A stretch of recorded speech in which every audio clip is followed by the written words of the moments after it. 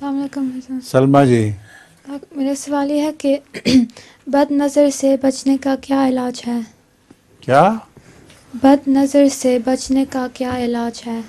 بد نظر سے بچنے کے لیے قوت ارادی ہونی چاہیے اور فیصلہ کرو کہ میں نے اس سے نہیں، اس کے قابو نہیں آنا. بد نظر کا واقعہ تو حضرت مسیح موعود علیہ الصلوۃ والسلام سے بھی ثبت ہے. ایک صوفی صاحب ہوتے تھے، صوفی جان محمد صاحب. ان کے بہت ان کی شہرت تھی. حضرت مسیح موعود علیہ الصلوۃ والسلام ان کی مسجد میں ان سے جا کے ملے تو ان سے پوچھا کہ آپ اتنے بڑے صوفی ہیں تو آپ نے کیا روحانی کمال حاصل کیا ہے؟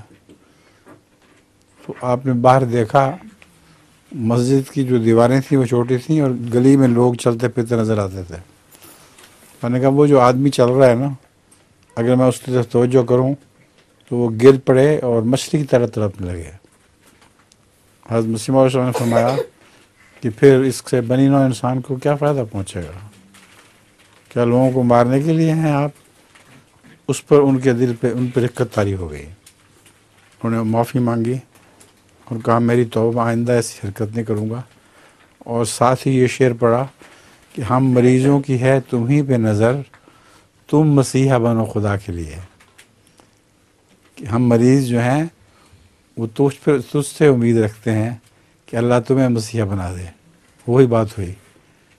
تو بد نظر کا تو نظر پڑنے کا تو ہمیں پتہ ہے، ثابت ہے 100%. اس سے بچنے کا طریقہ کیا ہے؟ غالب قوت ارادی اور دعا.